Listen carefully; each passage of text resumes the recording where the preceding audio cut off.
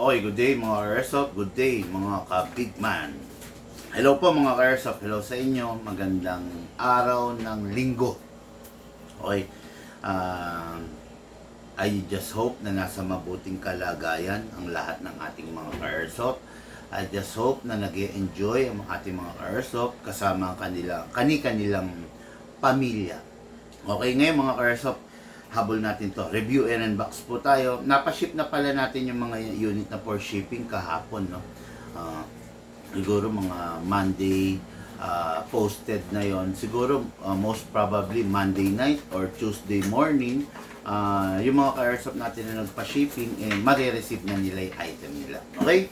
Ngayon mga ka-airsoft, review and unbox tayo ng unit ng ating mga ka-airsoft from different province. Isang Luzon, isang Visayas to, no? Okay, shout out. Good day and good afternoon, Sir Jason Lopez of Bogo, Cebu City. Okay, yung unit na ating ka-airsoft, Sir Jason, is the Taiwan edition, the Glock 18. Ang Glock 18 equipped with dual firing modes. May single fire, may rapid fire. Ayan, single fire pag nasa baba, rapid fire, rapid fire pag nasa baba, single fire pag nasa taas. What is good and special about this dual firing mode? Ang downside nito, malalaman ninyo mamaya. Okay? Yan yung unit ng ating airsoft, Jason Lopez of Bogo, Cebu City. The next unit natin, unit ng ating airsoft, Paquito Constantino of Apari, Cagayan. Okay? Si Sir Paquito Constantino ay isang old player na ngayon ay nagbabalik sa mundo sa paglalaro ng airsoft. Okay? Makikita niyo yung unit niya. This is the EMG, EMG na M4A1 carbine. What is good and special about this EMG, okay? Mga ka-airsoft, makikita niyo, equipped na rin siya, upgraded na siya out of the box, naka suppressor na, naka inner barrel na rin. Okay? So, ang in-upgrade na lang natin dito sa unit na to is yung FPS niya. Pinataas natin yung FPS niya. Palit ng spring, then shims, di ba? Yan yung mga ginagawa natin. Piston metal tooth, gearing, motor, retain natin, battery, in-upgrade natin. So, ito yung unit na to, for sure mag-enjoy yung bossing natin. The last time na nag-upgrade ako nitong ganitong The last time na nag-upgrade ako ng ganitong unit, umabot siya ng 520 something FPS. Okay? Normal na FPS kasi ng ganitong unit is between 390 to 400. Swerte na pag nag-410 or nag-420 itong ganitong unit, swerte na. Pero in-upgrade natin, inabot natin yung limit niya 523. Actually pwede pa sana eh. Pwede pang kahit mag 550 up to 570. Kaya pa. Ayaw ko lang masyadong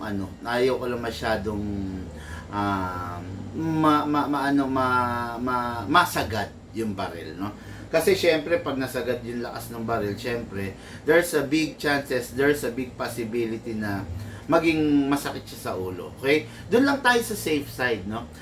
Tulad nga ng sinasabi ko, hindi ko mo upgraded maganda. Erase. Hindi ko mo mataas ang FPS maganda. Minsan pag mataas na yung FPS, tapos hindi kaya ng unit, hindi na siya maganda. Masakit na siya sa ulo. Yun ang bagay na ayaw natin, yun ang bagay na iniiwasan natin. Okay? Ito yung unit natin airsoft, Paquito Constantino of Apari, Cagayan. The EMG, M4A1 carbine, quad rail, suppressor, upgraded.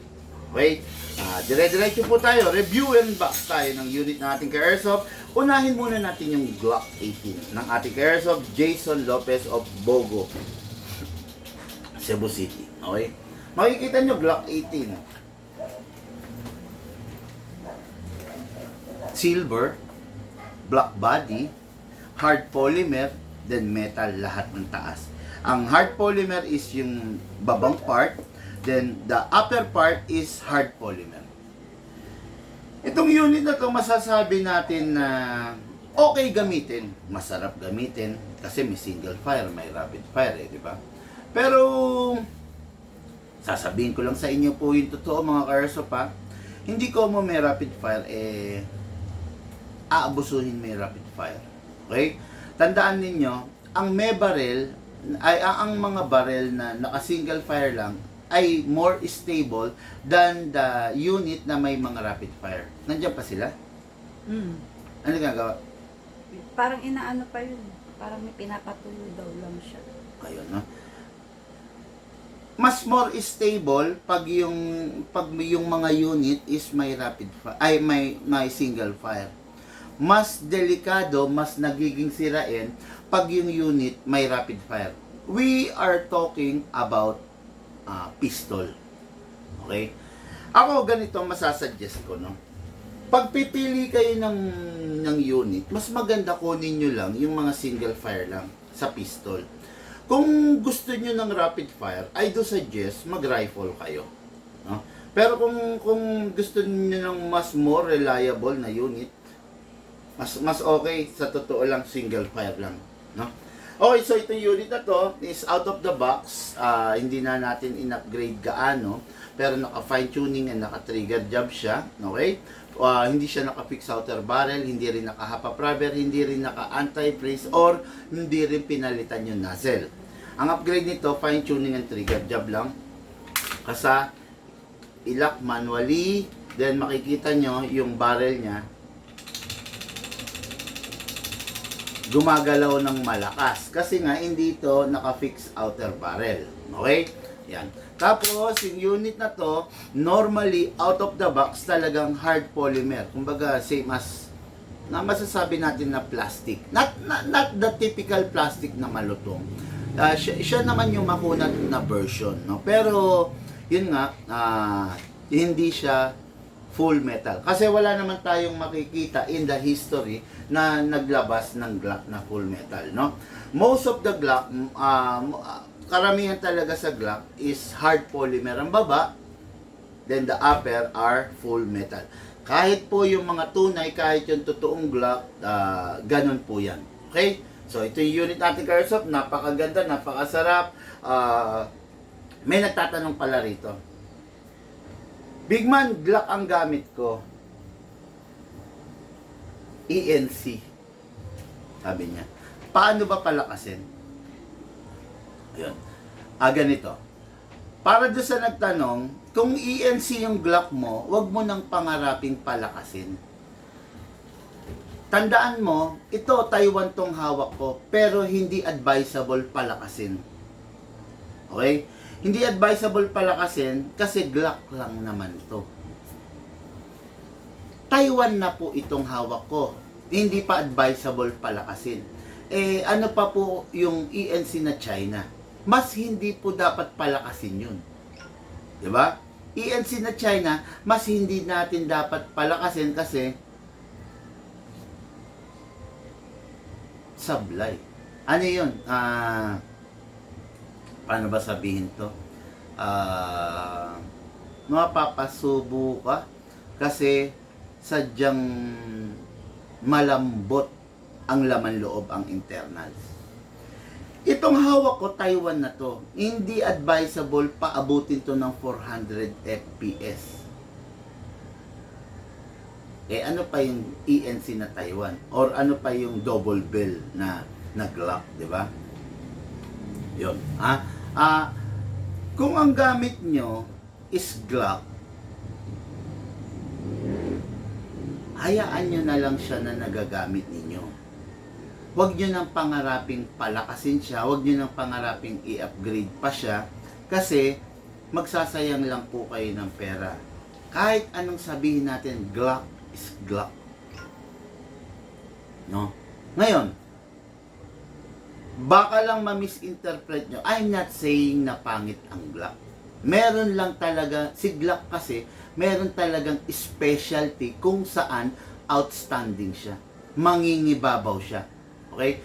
Pero kung ang hinahanap mo sa Glock is firepower, lakas, hindi niya kayang ibigay sa iyo yun. Okay? Wag nyo lang mami-misinterpret, ha? Hindi ko sinasabing pangit ang Glock. Pero kung hahanapan nyo si Glock ng lakas, hindi niya kayang ibigay yun. Maraming mga mas malalakas na unit kesa Glock. Di ba? Tama ba? Ganito. Halimbawa, huwag mong hahanapan yung single na motor, yung NMAX mo, na kayang magkarga ng 4 na tao.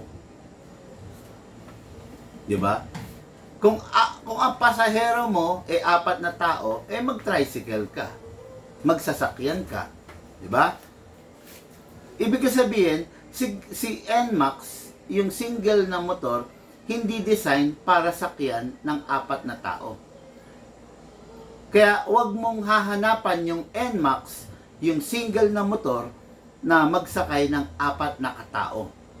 Pag 4 na katao ang kailangan sumakay, wag ka mag-NMAX. Magsasakyan ka, mag-tricycle ka, mag-pedicab ka.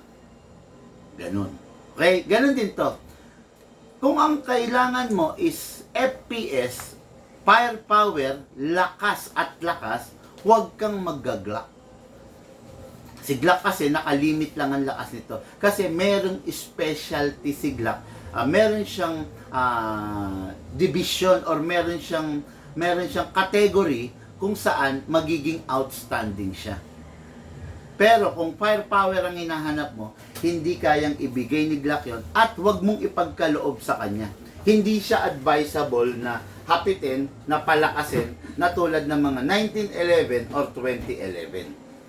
Okay? Yun. Itong unit na to is Taiwan unit, pero sinasabi ko sa inyo, kahit ano pa yan, kahit Taiwan unit yan, hindi natin pwedeng hanapan siya ng lakas na ina-expect mo. Okay? Ang Glock na to is supported by a 12 kg, hindi pwedeng gamitan ng 14 kg, hindi rin po siya pwedeng gamitan ng CO2. Pang 14 kg lang po ito. Okay? Ngayon, kuha po tayo ng silicone oil. Shoutout idol watching from Quezon City. Criminology student. Okay, Bean, Brian, Bayato, Anthony. Okay? Sir Robert, good afternoon. Share done, sabi niya. Thank you, thank you. Idol, you are just referring to Glock Airsoft, right? Yes, yes, yes. Yung pinag-uusapan po kanina is tungkol sa Glock.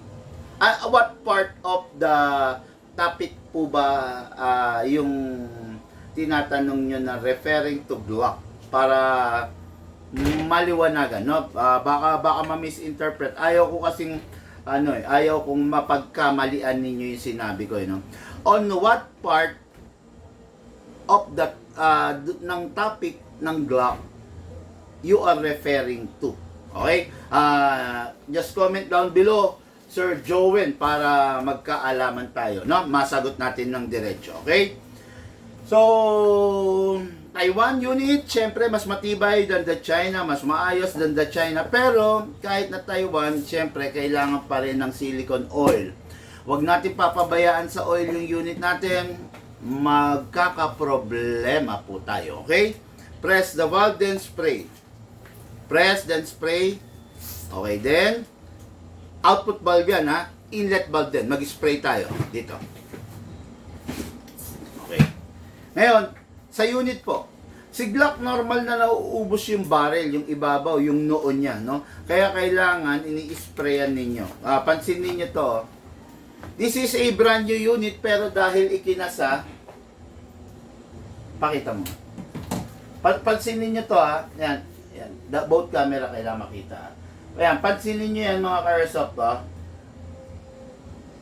Ayan, nakikita nyo, bago yan, ha, pero tignan nyo, merong gasgas sa ibabaw kasi naikasa siya ng walang silicone oil. Okay? Kaya ang galing naman ng camera, nakafocus sa akin. Ang galing ng camera na nag-autofocus. Kakatuwa. Yan ang mga technology ngayon. Okay? Spray sa ibabaw, then kasa, then ilak manually, then spray po tayo dito dun sa itim nozzle. Again, itong unit na to is naka fine tuning and naka trigger job, hindi po siya naka fix barrel. Kumakalog yung barrel, dahil hindi naka-upgrade ng fixed outer barrel, pero naka-fine tuning and naka-trigger job po ito. Okay? Ngayon, meron ng oil, maglalagay po tayo ng gas. Ang ginagamit natin na gas is 12 kg sa mga Glock. Again, hindi siya pwedeng hindi siya pwedeng gamitan ng 14 kg. Okay? Upside down, then press down. 1, 2.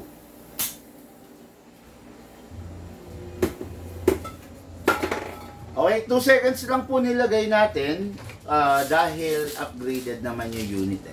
Ang difference ng upgraded na unit sa hindi upgraded, pag upgraded, hindi mo po kailangan mag-gas ng sobrang dami. Okay? Katulad dito, nilagay natin 2 seconds lang. Yung 2 seconds, sobra-sobra na yon para sa isang puno. Okay? Hatakin to pababa.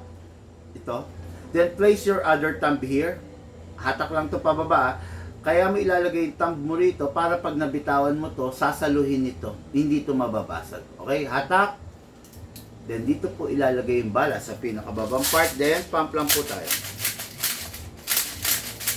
Okay?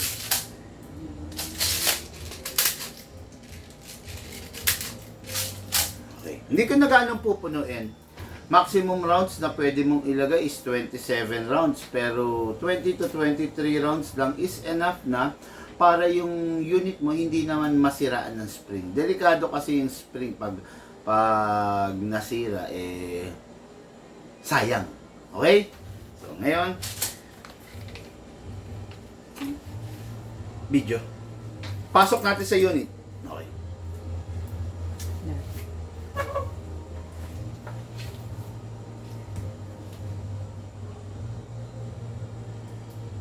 Okay?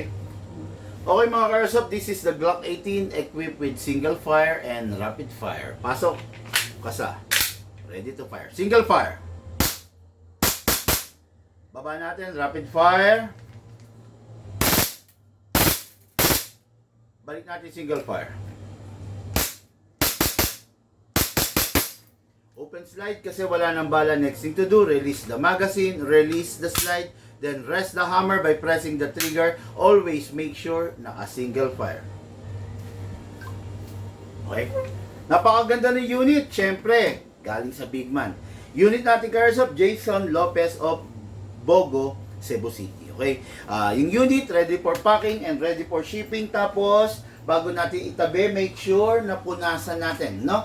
Wipe those excess oil. Mag-provide tayo ng maayos, ng matinong basahan katabi ng unit natin. Okay, then make sure bago itabi wala lamang bala at dapat wala lamang hangin, pasingawin. Daming laman, di ba?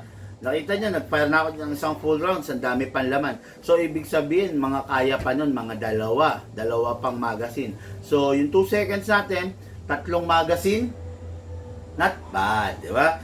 Unit natin, Karsop, Jason Lopez. Packing and shipping na po. Okay?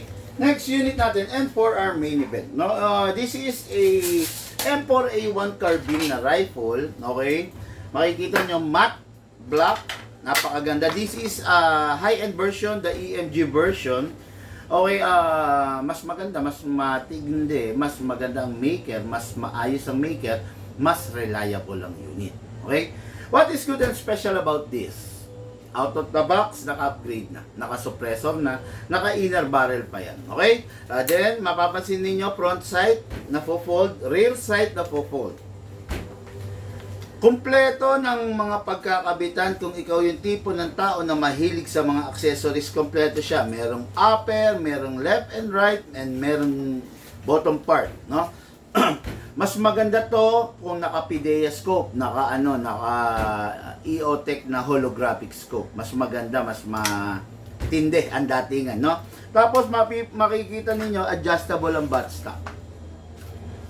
Depende sa iyo kung gusto mong malayo, okay lang. Kung gusto mong compact, mas okay. Okay? For me, mas gusto ko yung compact. Mas malapit yung mata sa sight para nakafocus ako. Pag mas mahaba yan, pag mas malayo yung mata mo dun sa rear sight, ang tendency, konting galaw lang, ultimo paghinga mo, nawawala ka sa focus kasi gumagalaw yan.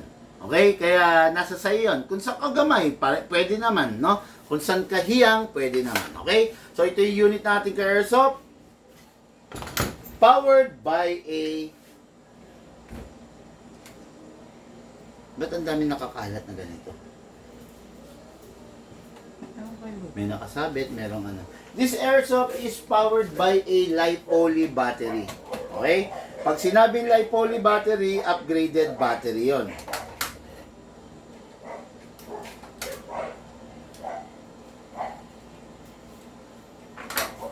LiPoly. Blinking ba dapat? Kung blue light flashing.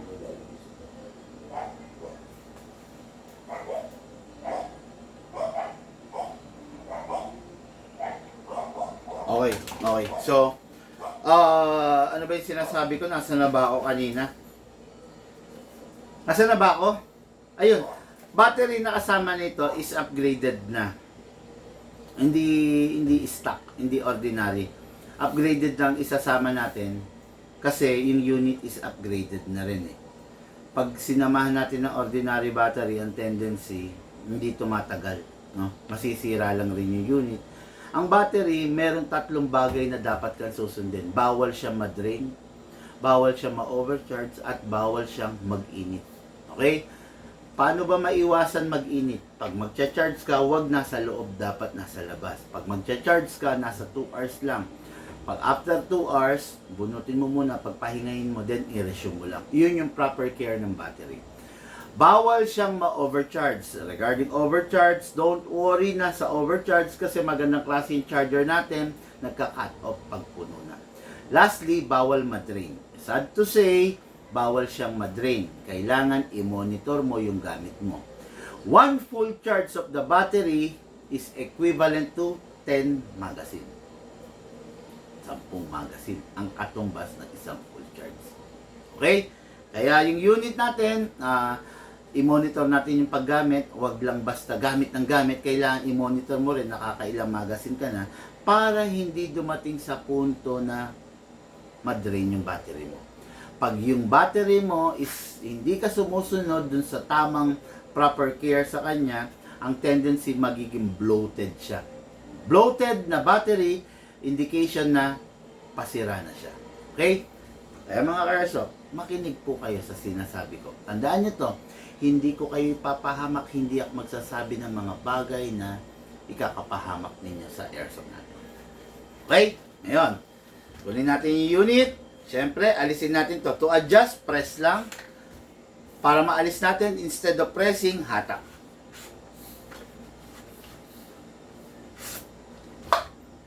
Then, kunin yung plug. Pasok natin yung battery na LiPoly. Then, plug natin to.